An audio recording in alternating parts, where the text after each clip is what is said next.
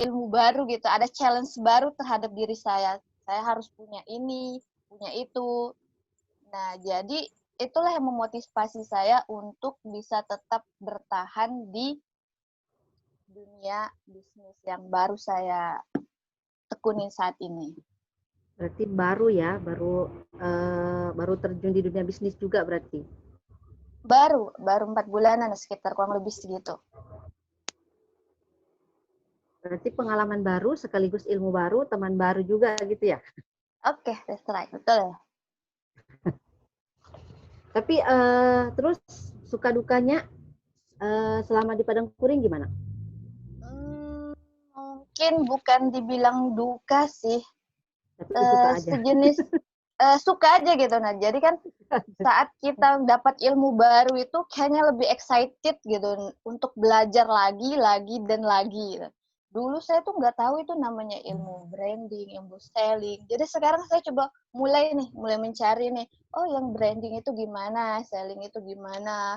Terus cara, ya kebetulan kan saya di ini keuangan kan, jadi saya harus tahu laporan keuangan gimana, laporan rugi laba gimana, terus apa aja Berarti sih yang cocok harus dong kita. nyampain ini kan malam ini berbagi ilmu sedikit tentang keuangan, terutama di Nah, kuliner. itu nanti saya coba sharing aja sih. Terus target besar di Padang Kuring yang ingin dicapai untuk saat ini apa Mbak Ade? Target saat ini sih saya ingin, nah kan Padang Kuring ya, karena kan sebenarnya ada cateringnya kan.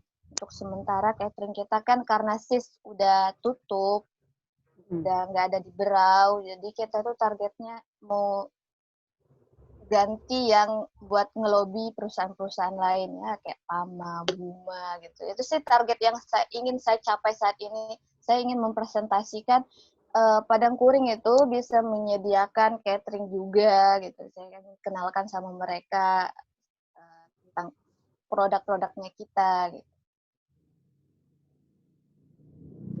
Iya karena SIS kan udah ini ya, udah Iya kemarin udah PHK udah besar-besaran closing kan sis. tutup. Cuman kan SIS cuman satu aja yang tutup kan, cuman SIS Sambarata ya kalau nggak salah. SIS yang lain kan Iya. masih ada. Sis Binungan Iya kan ya? cuman akhir tahun.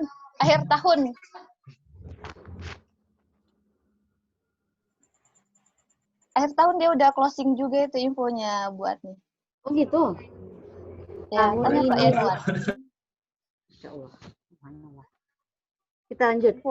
Bagaimana kisah perjalanan Padang Kuring sampai bisa seperti sekarang? Karena yang saya tahu rumah makan Padang yang pertama di Berau, nggak tahu ya, pengetahuan saya itu tuh yang pertama itu ya Padang Kuring. Dari mulai dulu alamatnya yang di SM Aminuddin ya yang pertama. Ya. Nah iya di situ tuh saya sering sama adik saya ke situ. Bagaimana kisah perjalanannya? Kisah dan perjalanan Padang Kuring sejarahnya itu dimulai dari hal kecil. Awalnya kita gerobak. Kalau nggak salah itu tahun 1998 ya. Kemarin saya tanya itu. Saya agak lupa itu. Jadi mulainya itu dari gerobak ya, awal kayak kaki lima. Nah, kemudian yang pemilik Padang Kuring itu Pak Zulkarnain Tanjung, kemudian pindah ke Aminuddin, dari Aminuddin, nah direnovasi lagi ke Pemuda, saat ini jadi Padang Kuring yang di Aminuddin yang udah sebesar itu. Alhamdulillah sih. Yang di yang di Pemuda itu ini juga ya? Itu cabangnya Padang kita. Kuring juga kan? Cabangnya juga ya. Berarti dua ya di Tanjung ini. Ya, untuk saat ini 2. Iya, Padang Kuring di ini Pemuda itu langganan kami juga waktu di kantor pos tahun 2010 sampai 2013. Berarti udah lama ya, udah lama banget perjalanannya. Belum di Saya sini belum ya? di sini tuh, belum. Oh, belum di sini. Belum.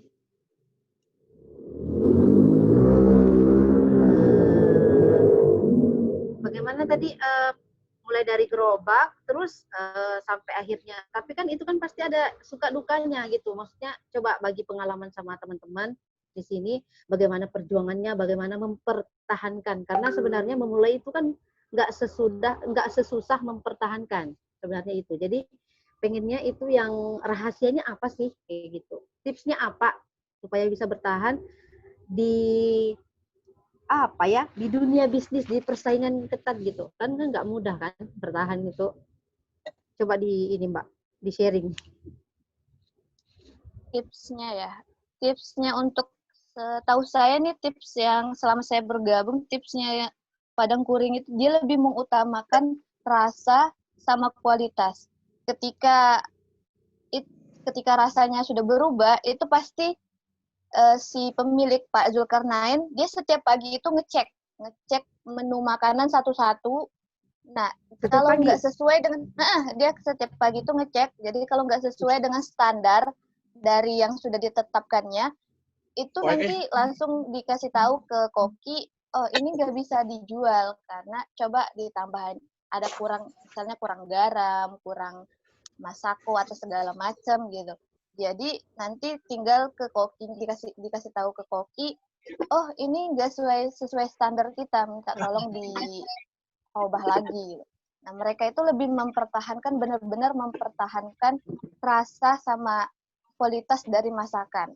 Contohnya lagi itu seperti daging gitu. Nah daging rendang itu kita nggak mau daging yang hasil dari freezer. Harus Oh daging betul-betul daging segar gitu segar, ya. iya. Nah, harus daging segar.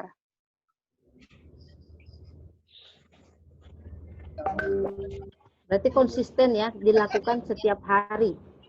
Iya, itu sih yang saya salut dari beliau gitu. Jadi meskipun beliau dalam keadaan seperti ini ya kita tahu kan beliau lagi kena musibah yaitu sakit kan stroke. Tapi dia setiap pagi rutin ngontrol buat rasa dan kualitas dari makanan.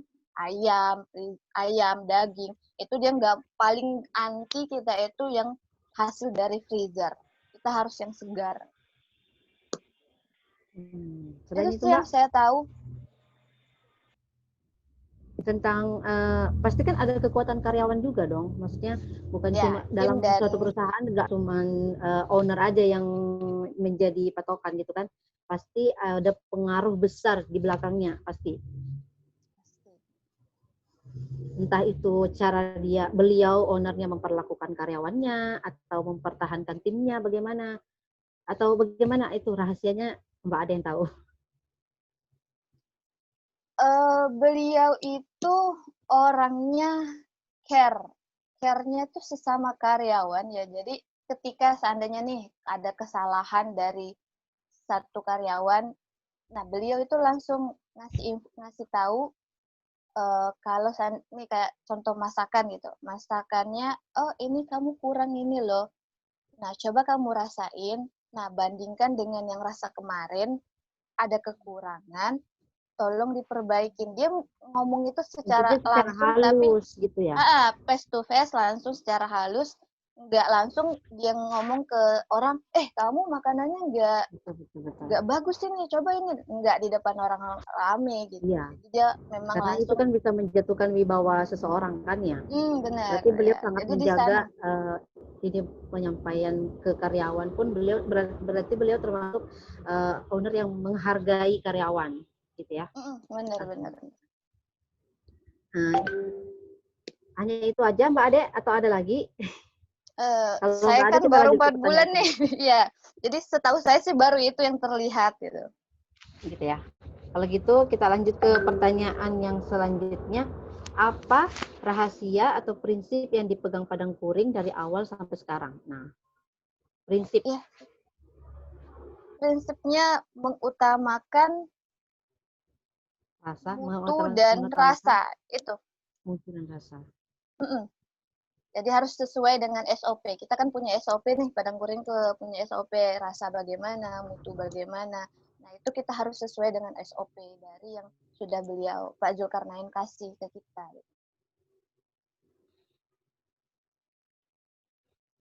Oke, berarti uh, apa namanya, prinsipnya Padang Kuring itu mengutamakan rasa ya, kualitas rasa.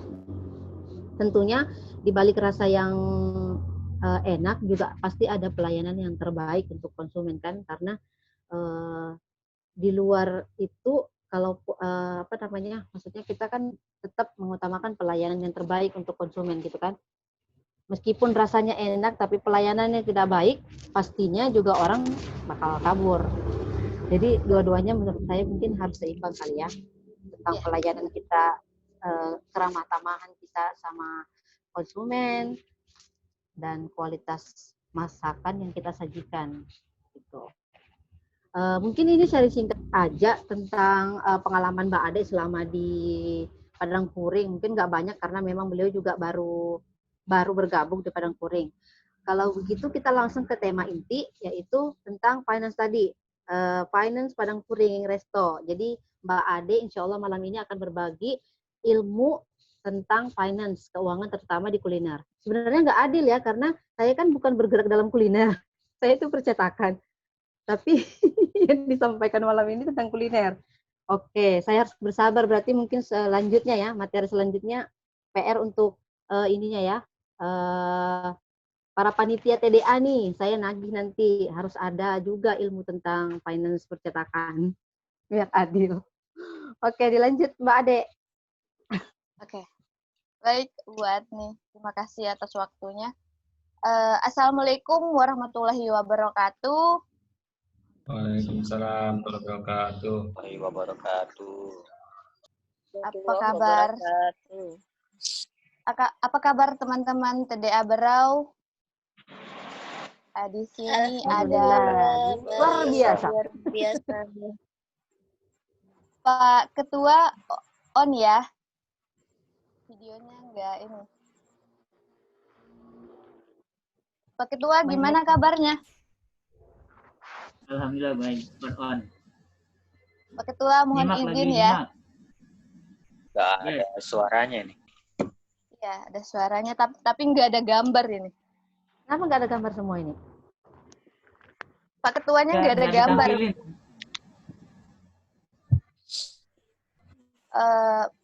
Mukanya soalnya. Dilanjut, ya, dilanjut. Buas. Oke, baik Pak Ketua.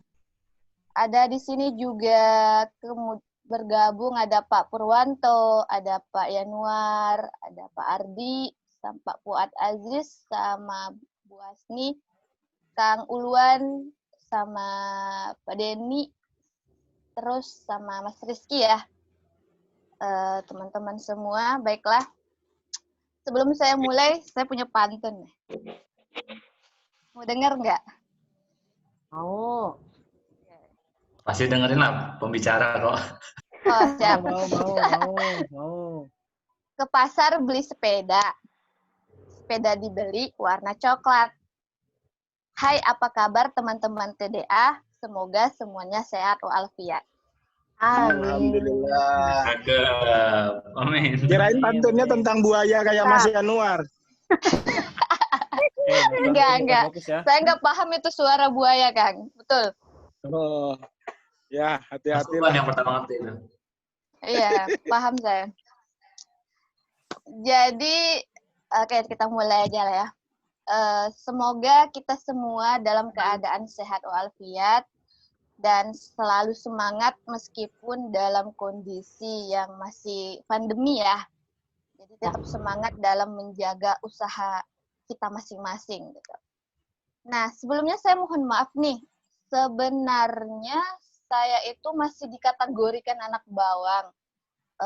Ilmu saya sih mungkin baru seumur jagung lah ketimbang dari teman-teman semua gitu. Nah, tetapi kebetulan saya diberikan amanah sama ketua dan tim Epic, saya disuruh jadi pembicara ya, pembicara gitu. Nah, di sini itu suatu kebanggaan sih luar biasa buat saya karena saya diberikan kepercayaan hal itu dan saya ucapkan terima kasih kepada semuanya yang sudah mempercayai saya. Kemudian saya ingatkan lagi nih, di sini kita sama-sama belajar ya. Setuju nggak? Setuju. Setuju dong. Ya, karena saya tahu yang lebih ahli di sini lebih banyak ketimbang saya.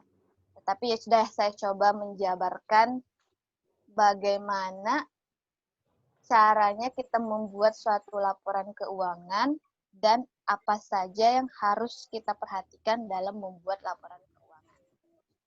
Nah, beberapa hal yang harus kita perhatikan dalam membuat laporan keuangan. Yang pertama itu, kita harus mempunyai catatan-catatan kecil yang detail untuk sebagai catatan kita untuk pengeluaran atau laporan operasional.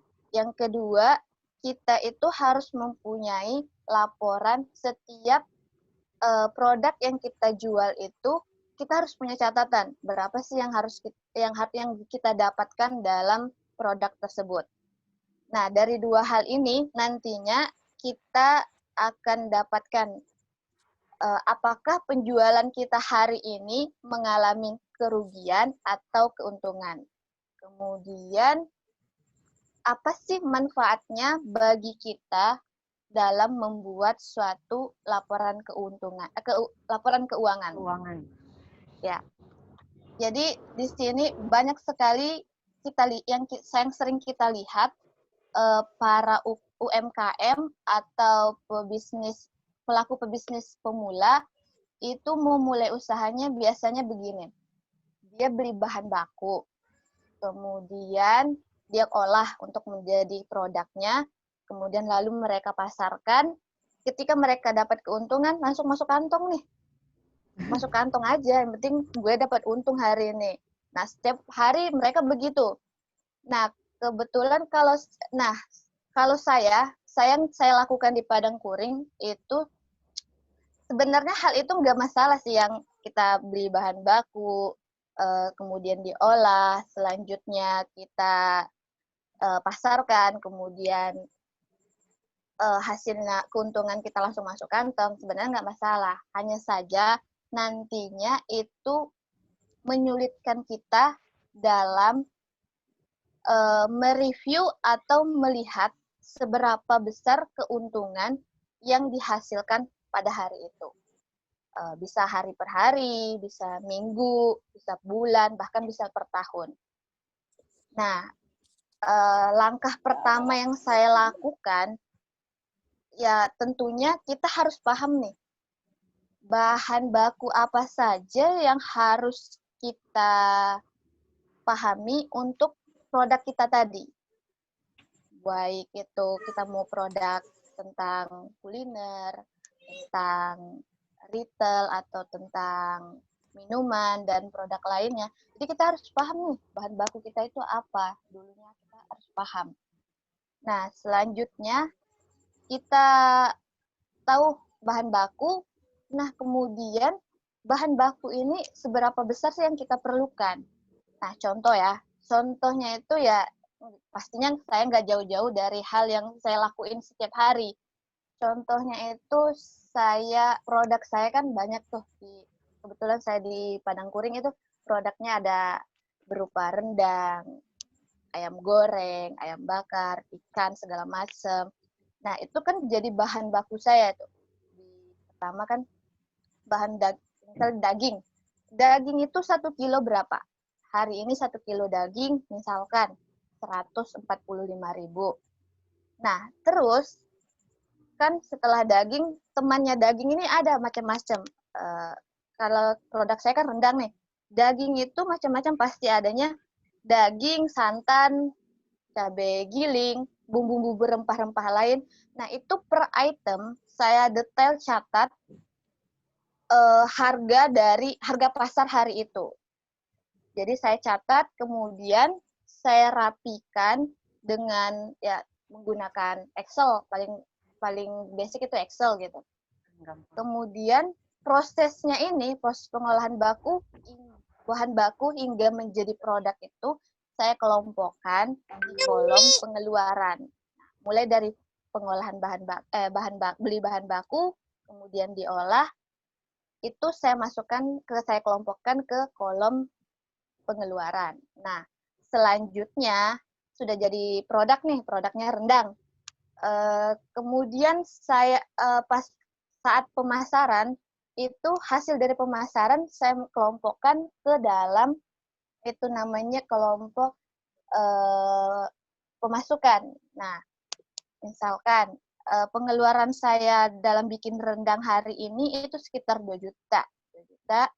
Sedangkan hasil dari pemasaran rendang ini sendiri itu misalnya 3 juta. Nah, pemasukan dikurangi dengan pengeluaran, jika hasilnya positif, artinya kita untung. Sedangkan pemasukan dikurangi pengeluaran, hasilnya negatif, berarti kita rugi dong.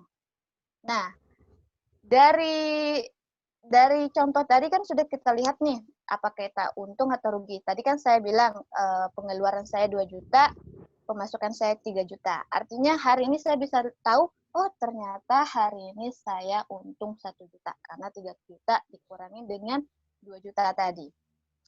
Kemudian dari hasil yang ini, laporan keuangan tadi kita juga bisa melihat, oh ternyata berapa banyak rendang hari ini yang terjual.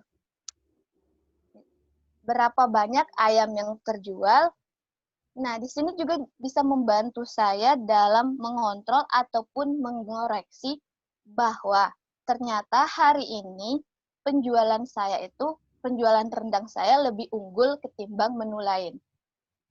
Dari laporan keuangan tadi kan kita bisa lihat tuh review tuh, yang mana yang lebih tinggi penjualannya. Terus ya itu saya lakukan sih berulang-ulang gitu. Besoknya juga saya lakukan begitu. Catat detail pengeluaran, kemudian catat pemasukan, pemasukan dikurang pengeluaran, dapat hasilnya mulai dari tanggal 1, misalnya tanggal 1, 2, 3, sampai 4, sampai seterusnya. Nah, itu saya lakukan berulang-ulang. Terus juga laporan keuangan ini sebenarnya bisa mereview itu penjualan rendang saya itu misalnya awalnya itu 1 kilo. 1 kilo saya hari ini saya beli 1 kilo. Ternyata di jam 11 ini rendang saya itu sudah terjual habis. Nah, jadi saya langsung berpikir gini, oh berarti ketika jam 11 ini rendang sudah habis, nah artinya saya bisa nambah kuantiti rendang kita selanjutnya. Terus kemudian saya cek lagi, ternyata teman-teman TDA itu paling doyan itu dengan nasi rendang, apalagi itu Kang Ulwan itu. Dia pesan rendang itu selalu. Jadi saya langsung hafal itu kalau Kang Ulwan pasti sudah dia WA itu jangan-jangan dia nasi rendang. Kalau enggak nasi yang dia bilang kemarin tetelan ya. Padahal itu nasi cincang gitu. Oke, itu aja sih. Terus selanjutnya dari kita sudah review nih tadi kan penjualan rendang kita apakah hari ini ternyata penjualan rendang lebih banyak ketimbang menu lain. Nah, kemudian di sana kita juga bisa ngelihat nih, oh ternyata masyarakat Berau itu yang butuhnya itu memang rendang, sedangkan menu lain nggak butuh gitu. Nah, mungkin sedikit ya, bukan nggak butuh. Jadi kejadian itu nanti saya bisa nge-review. Oh, kalau seandainya menu-menu lain ternyata nggak terlalu signifikan grafiknya gitu. Jadi saya bisa mentiadakan menu atau memvariasikan menu-menu yang lain. Inovasi gitu ya. Terus kemudian kan sudah saya review bikin laporan tadi, bisa nge-review, bisa mengkoreksi, bisa membaca grafik. Ada satu hal lagi yang keuntungan kita bikin laporan keuangan itu, yaitu kita itu semangat ketika kita tahu kalau kita hari ini untung. Betul enggak? Betul. Betul kan? Ya, pasti yang paling kita kejar itu utama dulu nanti ketika kita untung hari ini. Wah, alhamdulillah, saya untung loh hari ini.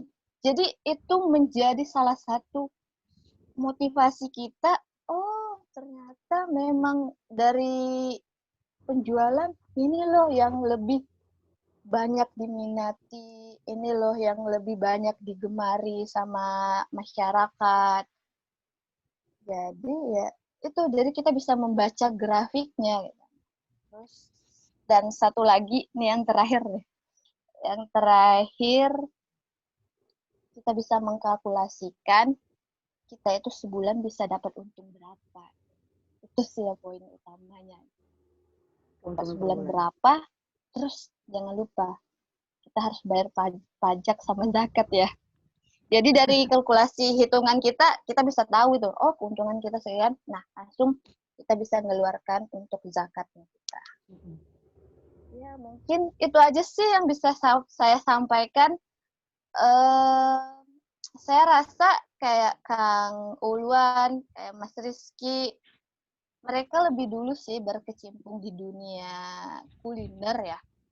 Mungkin beliau bisa memberikan tambahan atau sanggahan atau gimana gitu, yang sehingga kita bisa maju bersama dan tumbuh bersama untuk dalam membangun bisnis kita masing-masing. Terus tanpa mengurangi rasa hormat, saya ucapkan terima kasih dan apabila ada salah dalam penyampaian, saya mohon maaf. Terakhir, saya ada pantun. Kan tadi di awal saya buka pantun, dibukain dengan pantun. Nah, kalau yang nggak adil dong, kalau kita nutup tapi nggak ada pantun gitu. Pantun yang Mbak, Wah, ini baru ada buayanya ini. oh ada buaya kah? Jangan ditutup Siapa dulu, buayanya siapa tahu ada yang ini? mau nanya. Oh ya silakan nanya dulu lah. Kita buka. Kalau bisa saya 3 jawab ya Mbak. pertanyaan ya. Harus bisa. Insya Allah. Jika ada yang ingin bertanya, dipersilahkan ya teman-teman, atau ditambahkan atau ikut berbagi pengalaman, sharing gitu, karena kita ngobrol santai aja kan malam ini bersama member, menambah wawasan, menambah ilmu, dan mendekatkan tali silaturahmi di antara kita semua. Dipersilahkan bagi adik yang ingin bertanya. Ayo, siapa yang Tadi ingin Bu bertanya? Hasni kayaknya mau nanya itu. Iya, tadi Mbak Hasna mau nanya. Kak Hasna. Kak Hasni. Lupa. Bu Hasni kah atau Bu Kak Hasna? Hasni. Kak Hasni, Mbak Hasni. Lupa mau nanya apa tadi. Masya Allah. Akbar. Gak dicatat, Kak. Gak dicatat tuh pertanyaan tadi. Atau mau nanya resep rendang, Bu? Mau nanya resep rendang kah? Tanya. Jangan-jangan. Ya, Pak Yanuar. Beli aja yang langsung jadi. Oh, gitu kah? Sudah, sip. Yang lain teman-teman ada yang mau nanya kan nih? Tanya Mbak Adni. Ya, Ya. siapa? Dengan Bapak siapa nih? Pak Yanuar. Oh iya. Silahkan Mbak Pak. Ade, kalau di Padang Kuring itu laporan keuangannya ada apa aja ya? Maksudnya selain neraca laba rugi, terus ada apa lagi gitu? Maksudnya kan kalau sekelas Padang Kuring kan pasti udah kita sama-sama tahu lah, udah cukup besar lah. Nah, kira-kira apa sih terkait finance yang perlu dikuatin buat teman-teman pebisnis baik kuliner maupun yang non kuliner pun kayaknya namanya laporan keuangan kayaknya sama lah ya. Ada apa aja gitu. Baik Pak. Ayo, silahkan dijawab Mbak Ade. Atau ada yang mau ditanya lagi kah yang lain? Ditampung dulu atau gimana? Langsung dijawab? Langsung jawab aja. Oke, monggo, silahkan. Kalau untuk laporan keuangan, ya kita itu cuman palingnya itu rugi laba, terus sama ada yang namanya kas harian pasti, terus sama report harian pasti juga. Itu aja sih, yang penting ada buku, ada namanya itu kita catatan kecil. Kalau Pak Jul bilang itu, Pak Yanuar, ini buku rahasia, buku magic. Jadi di sana kita itu memang fokusnya tinggal rugi laba gitu. Pengeluaran dikurangin pemasukan. Itu aja. Pemasukan dikurangin pengeluaran gitu. Intinya sih rugi laba. Tinggal kita catat detailnya apa-apa aja sih, itu aja. Seperti yang saya jelasin tadi. Gimana Pak Yanuar? Oke, lanjut dulu, Mbak. Nanti saya cari yang lain pertanyaannya. Ini Mbak Ade. Tadi Ya. itu kan katanya kas harian sama laporan harian gitu ya? Ya. Nah, itu bedanya apa? Kalau laporan harian itu jadi gini. Kasir closing terakhir sama admin kan yang pagi nanti laporan ke kita, oh ternyata untuk hari ini kita dapatnya segini gitu. Misalkan ya tadi 3 juta sama 2 Pemasukan juta. berarti maksudnya ya, kas harian itu. Kas harian itu berarti lebih ke pemasukan. Gitu ya? Nah, pemasukan ya. Oke. Sedangkan laporan harian bedanya? Nah, laporan harian itu paling kita ya itu si bos paling minta hari ini omset berapa. Jadi cuman sekedar nanyain omset itu buat laporan harian aja sih. Berarti kas harian itu untuk pemasukannya Padang Kuring per hari, sedangkan laporan harian itu lebih ke umum gitu, maksudnya pengeluarannya berapa? Iya, umum aja. Pemasukannya berapa per hari gitu kan? Oke. Yang lain ada yang ingin bertanya? Sudah jam 9:10. Dipersilakan ya, kalau ada yang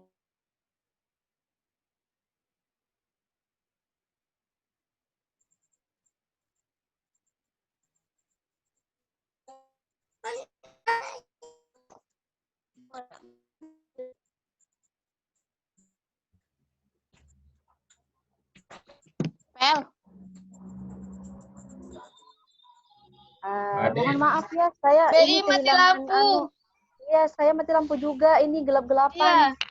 Aduh, Masya Allah, Allahu Akbar. Luar biasa. BI mati lampu. Mati lampu keadaan low bat lagi HP-nya. Oh, Albina kok belum ya? Aman. Ya nih, mati lampu di sini juga. Jadi kita closing aja kali ya. Mungkin di lain waktu kita lanjut gimana? Bedungun aman, bedungun aman. Bedungun aman, tapi di sini nggak aman Pak. Di sini lowbat HP saya. Terus mati lampu pula. Bedungun aman, Dat.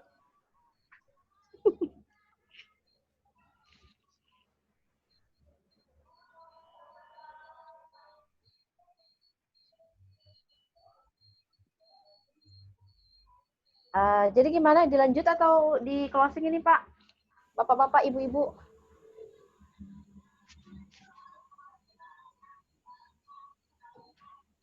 Error. Mas Pur kayaknya mau ngomong itu. Mas Pur teman di silent itu, di mute. Unmute dulu Mas Pur. Ini ada pertanyaan nih dari Mas Fuad. Lanjut berarti ya. Masih connect nggak sih? Masih Mbak Adni. Oh masih ya. Mbak Ade. Ini pertanyaan dari Pak Fuad. Gimana caranya kembalikan modal rendang? Sementara bahan baku di rendang saja sudah banyak macamnya bahan-bahannya. Bagaimana cara pembukuannya saat closing? Nah, ini lebih detail ya pertanyaannya tentang ini. Kembalikan modal rendang. Oke. Pengembalian modal rendang ya. Jadi kita kan sudah tahu nih 1 kilo daging kita itu dibagi berapa potong. Nah, dari berapa potong itu nanti terus bahan-bahan lain. Bahan-bahan lain nyusul palingan ya kita kan bermain di harga dari harga potongan kita sama misalnya harga potongan kan 22.000 nih di Padang Kuring. Nah, di 22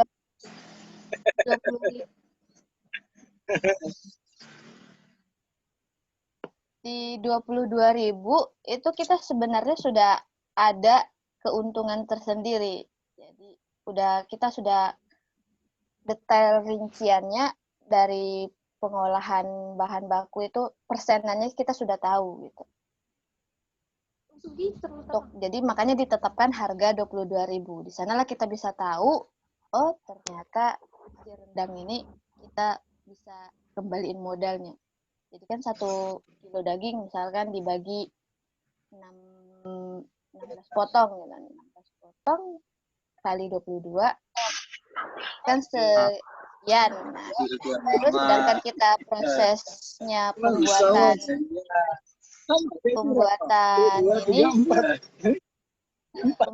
rendang itu sudah tahu kan berapa, sudah kita tahu itu berapa yang kita dapatkan. Itu loh Papuan.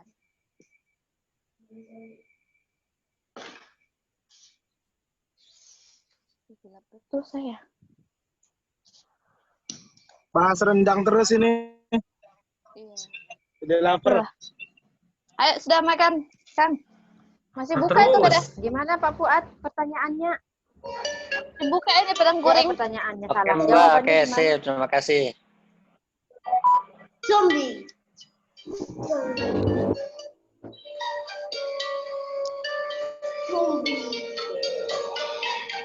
Ada pertanyaan lain yang lainnya gimana nih? Rendang buaya. Ada yang mau tanya lagi nggak? Jangan rendang Kang buaya. Yanuar bahas buaya Alhamdulillah. terus ini. Ya, Bah. Rendang buaya itu gimana, Pak Yanuar? Hanya masuk luar sana buayanya. Saya mah terlalu polos. Nggak paham. Gagal fokus saya.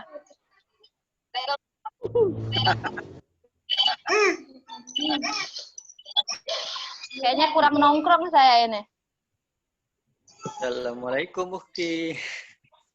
Masya Allah. Waalaikumsalam.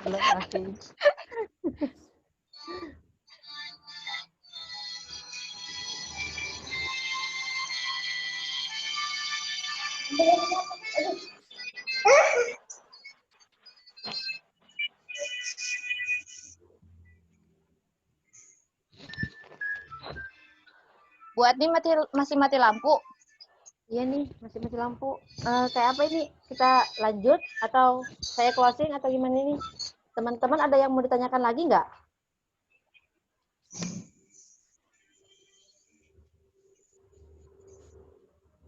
Hello, suaranya mana yang lain ini?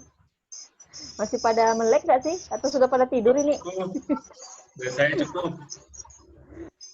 Sudah cukup ya? Yang lain Masih. gimana? Masih. Sudah waktunya makan rendang ini, lapar nih ah. Kue. Mas Ulun Geprek lah percaya sekali-sekali. Lanjut.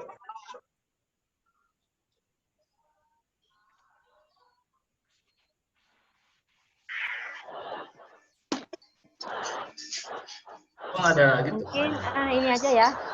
Apa namanya? Silaturahmi malam ini kita closing aja ya.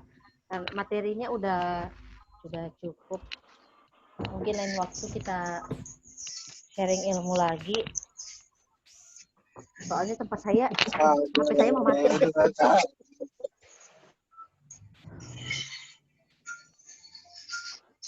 Alhamdulillah materinya malam ini segar dari Mbak Ade, penyampaiannya juga santai.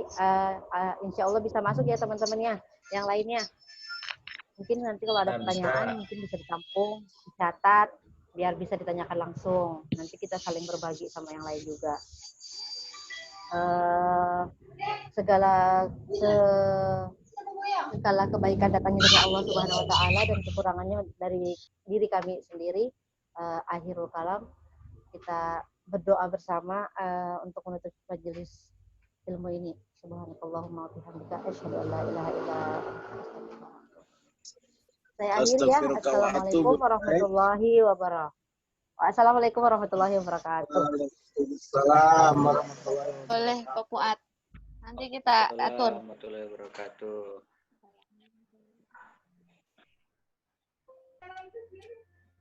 Epic. Mana suaranya? Saya izin keluar ya, teman-teman. Oke, terima kasih semuanya. HP-nya sudah soalnya lowbat. hadir. Sampai jumpa di diskusi berikutnya. Sampai jumpa. Oke, terima kasih.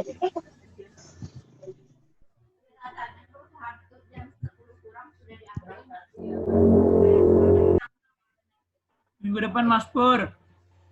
Apa Mas ini? Pur yang itu. Ada pertanyaan lo baru ingat. Apa pertanyaannya? Demi Zoom nah. Mas Ulwan mesti jahil itu foto Mas Denny ngapain. Mas masih lanjut kayak nih di luar mari. Masih monggo. Diskusi dulu. Lanjut. Nih, diskusi bebas ini kalau ini. Mbak Ade ya? Ya, Mbak Ade salam kenal, Mbak. Aduh, jaringan jelas. ya Pak Pur, sama kenal. Mau tanya, Mbak Padang Ade Kuring ini Nih, itu daurah itu. Oh, Pak Kartika ya. Kartika. Kayak HP aku. Dab- Iya, ya. Saya posisinya Dabling di itu Mas, Semen dabling. Mungkin, Bu. Dabling. Oh, bisa delivery, Bu, kalau mau. Mas desain aja dia mau. Nanti saya kirim. Oh, mau ke sini. halo?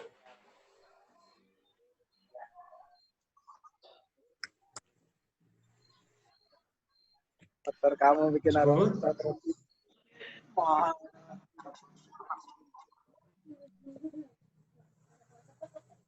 Halo, Mbak Ade? Gila soalnya Mas Ul. Ya. Mbak, Padang Kuring ini PT atau UD, Mbak? PT kita, Pak.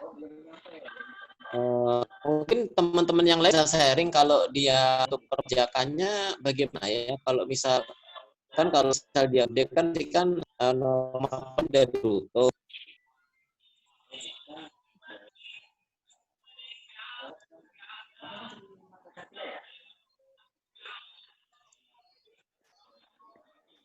Halo? Iya, kenapa Pak Pur? Kalau perpajakan yang nomor 5% dari bruto itu penyampaian perpajakan itu apakah murni dari bruto atau bisa kita maksudnya kita sampaikan tidak sesuai nominal ya? Ketahuan nggak di perpajakan itu ya? Pajak itu kan Kalau kita itu dari untuk pelanggan.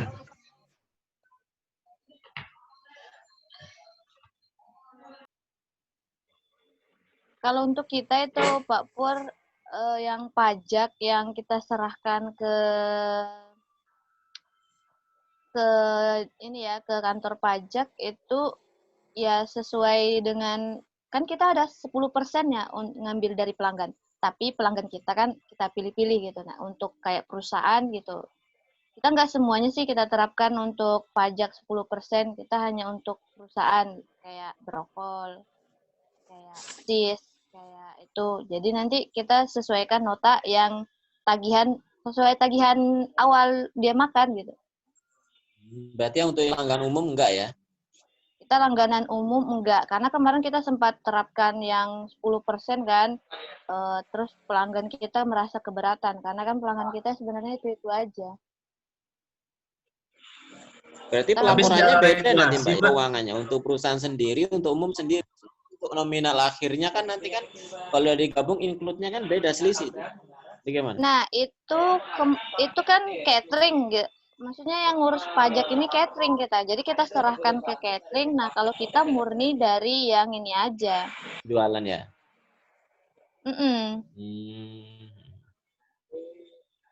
Karena kan kita ada cateringnya juga gitu. Nah, berarti dia yang sesuai dengan catering ya. Soalnya memang saya waktu itu kan juga dengan orang pajak.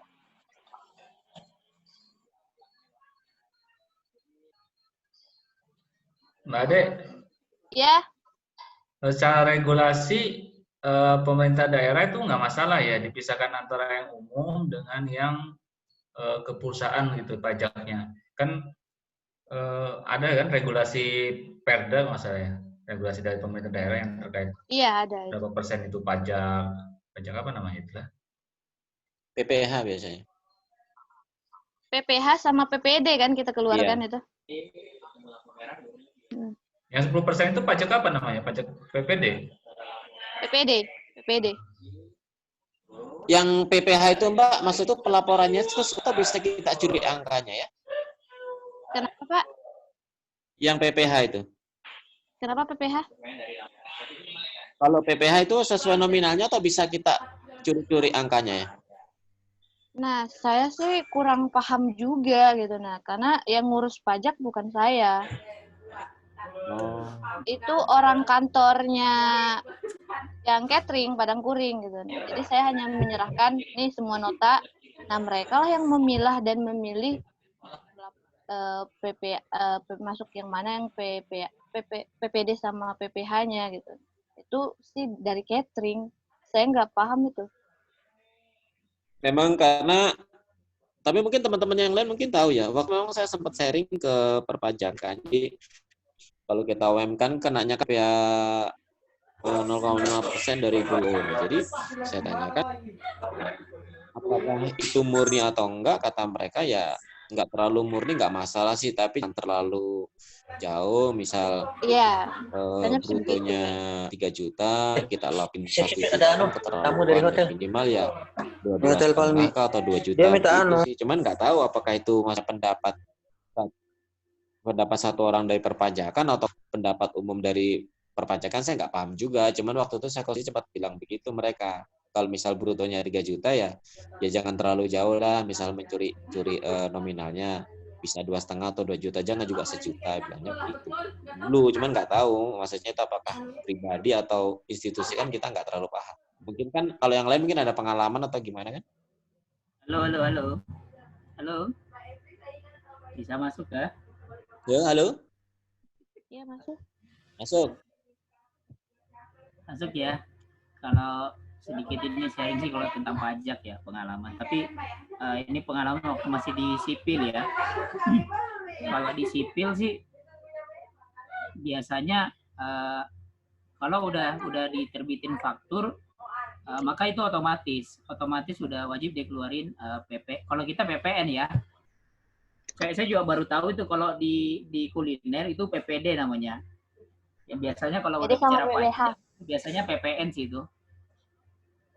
Nah, kalau pengalaman kami itu segala sesuatu atau transaksi yang udah diterbitkan faktur, maka itu udah terekod di pajak, maka itu udah wajib kita bayarkan pajaknya, PPN-nya. Begitu juga dengan PPH-nya. Dia berdasar, kalau kami di konstruksi waktu itu PPH final namanya 2,5%, 2%. Itu dia, Mas Pur. PPH final dari mana ini? Dari total dari proyek? Omset. Dari nilai transaksi. Misalkan kalau 100 juta, ya 2%-nya berapa gitu. Itu sih pengalaman di konstruksi. Saya rasa juga nggak terlalu jauh beda kan kalau dengan kuliner.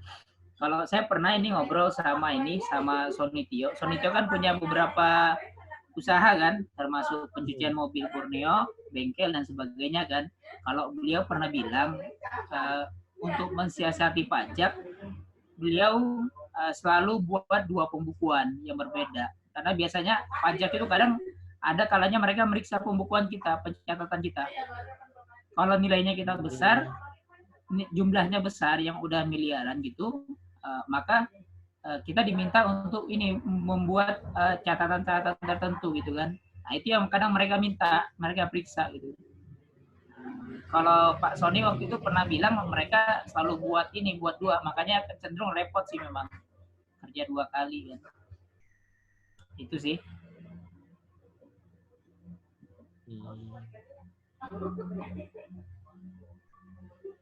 Tapi kalau kayak kita di luar sebenarnya ini sih kenanya kan yang 0,5% kan, yang omsetnya dalam setahun tidak sampai 4M kan, di bawah 4,8 itu kebijakan kan Jokowi kan terhitung 8 tahun ini masih 0,5%. Tapi kalau dia nanti selesai kebijakan itu kan kemarin kan kebijakan untuk stimulus lo UMM kan.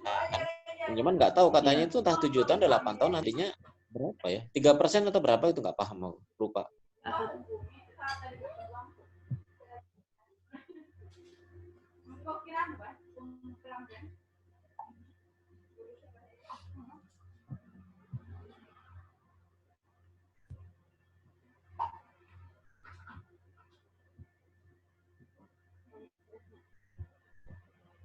Mungkin yang lain ada yang mau ditambahkan? Kalau saya sih itu pengalaman saya sih waktu masih bermain di tambang ya, kontraktor. Atau mungkin ada teman-teman yang sudah bayar PPh final 5% itu. Apakah dia murni dari itu ataukah bisa dicuri-curi atau mana ya?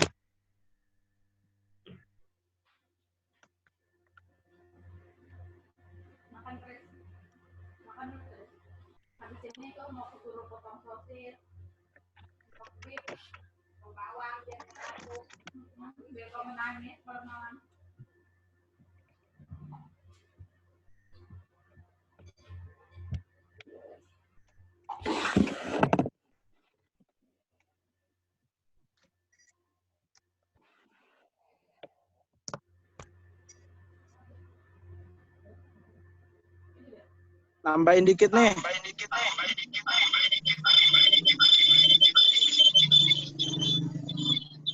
Kalau untuk di restoran sebelum ngurus masalah pajaknya, pastiin dulu ini HPP-nya bener dulu. HPP produknya. Jadi kita tahu dulu net profitnya berapa. Soalnya kalau di situ kita belum clear, ntar malah bisa jadi ini jadi nombok malahan. Walaupun dari gross profit kita bayar pajaknya, kalau kita HPP-nya belum benar, ntar bisa overprice harganya.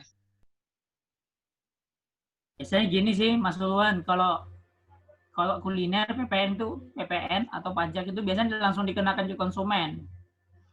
Makanya kalau di setruk itu kan langsung ditambah dengan ini.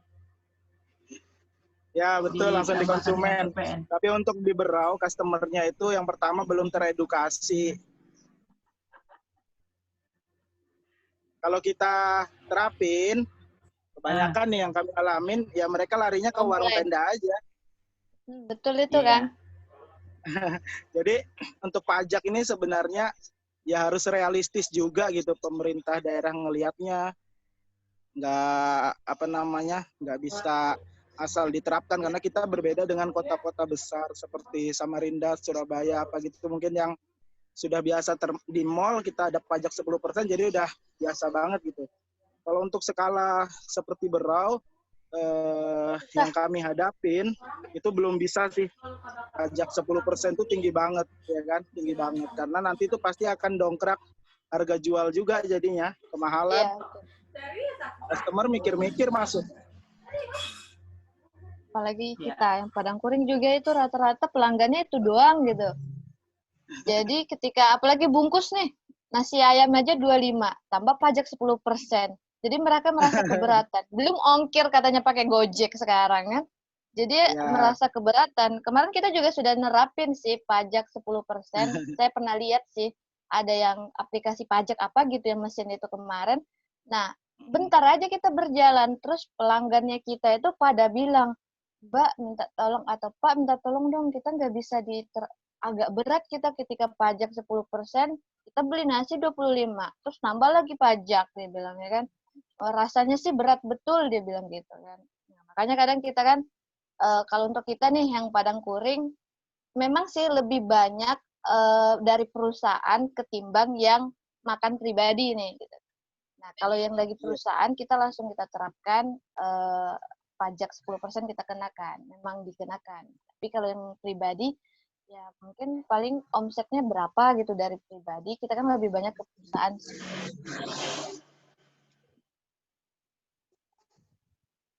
Ya. Tapi teman-teman saya kemarin itu sekitar tahun 2015-16 lah, saya berargumen juga dengan orang perpajakan ini. Jadi kalau kita UMKM, pemain usaha ini kan dituntut kalau sudah berkembang dituntut bayar pajak. Tapi begitu usaha kita bangkrut, orang perpajakan negara pun tuh nggak mau tahu. Jadi mereka nggak ada jawaban juga. Iya juga ya Pak, dia bilang begitu. Ya itu harus dipikirkan, saya bilang. Jangan UMKM itu begitu tumbuh besar, tagihan pajak datang. Tapi begitu UMKM-nya bangkrut, pajak seolah-olah tidak tahu apa-apa, malah selalu mengulangi nggak tahu perpajakannya. ya. Kan agak lucu. Masa orang tumbuh dikena pajak, begitu collab, bangkrut, nggak ada ucapan apa-apa, nggak ada bantuan sekali. Saya sudah suka di kantor pajak kan itu. Pasti alasannya kan yang bayar customer, Mas. Oh, udah Tapi pasti lah. customernya yang keberatan. Pasti gini, kalau bicara pajak sih sebenarnya. Tapi ya, dua tahun terakhir ini udah nggak ini sih. Maksudnya nggak, setahu kami setelah ganti pimpinannya di Pemda, kalau yang sebelumnya tuh getol banget tuh datang bawa Satpol PP, bawa kejaksaan. Kalau tempat kami tuh kami pernah ini juga, pernah buat surat pernyataan kami nggak mau terapkan. Dan itu sebenarnya bisa kita. Bisa, bahwa kita nggak siap nerapkan, alasannya apa, ya kan? Itu bisa, ya kan? Yang penting memang kita punya dasar yang kuat aja sih, gitu.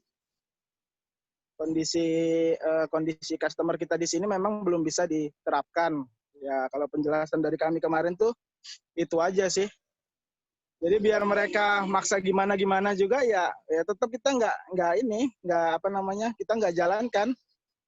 Akhirnya tapi di 2 tahun terakhir ini udah nyaris nggak ada sih urusan pajak.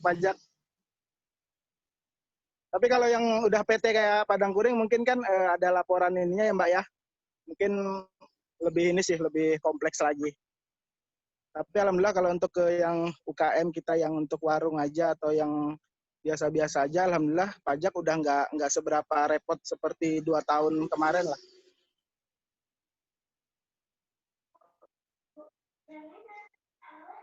penting berani ngotot aja ya, dan berargumen ya.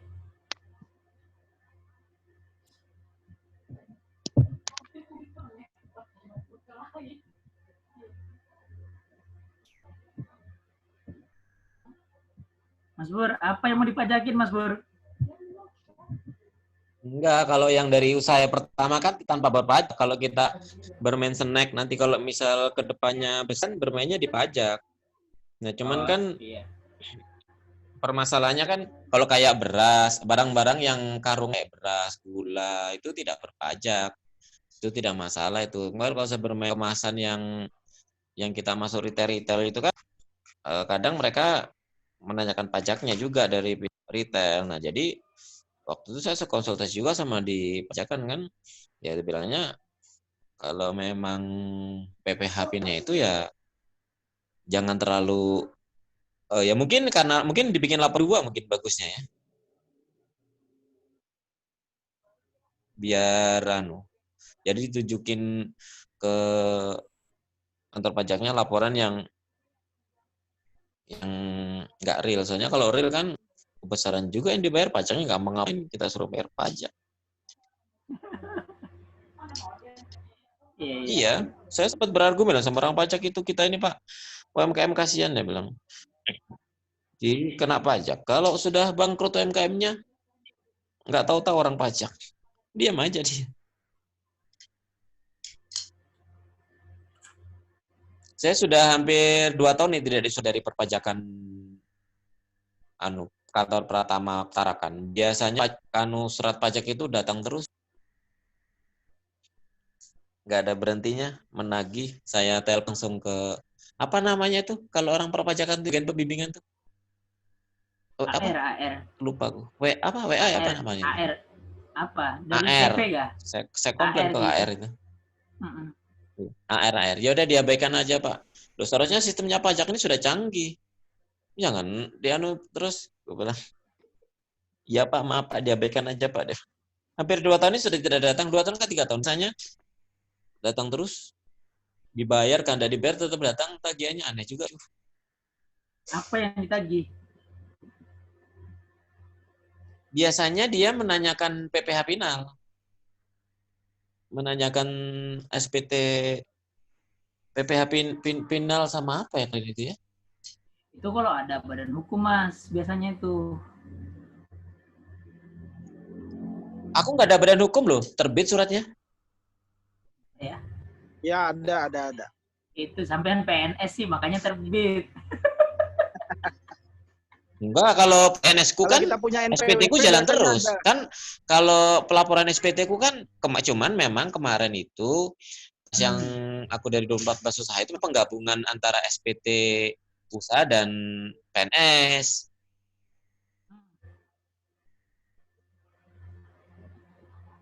Itu aja sih. Cuma setelahnya kan hentikan yang usaha. Hentikan. Tapi sudah ada tagihan. Ada tagihan juga sih. Ada juga orang pajak ke sini. Cuman suratnya aja sudah, surat cintanya sudah hampir 3 tahun kan ada juga sudah. 2 tahun Karena udah menurun kan Mas. Coba kalau naik terus itu, tetap dikejar itu. Nggak ada cerita. Mungkin. Apalagi kalau sudah badan hukum, kalau dia CV masih kelasnya kecil, ya mungkin kadang masih diabaikan. Apalagi kalau sudah di akhir tahun ya, mereka lebih gencarnya itu perusahaan-perusahaan yang memang sudah berkembang dan bonafit, itu yang mereka incar untuk pajak. PT-PT itu ya. Iya.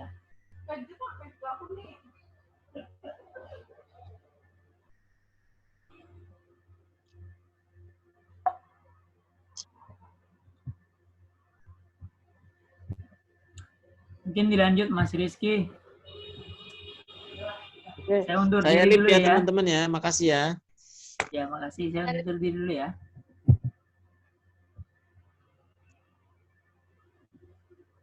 Saya juga lip ya. Sama. Sampai ketemu minggu depan ya.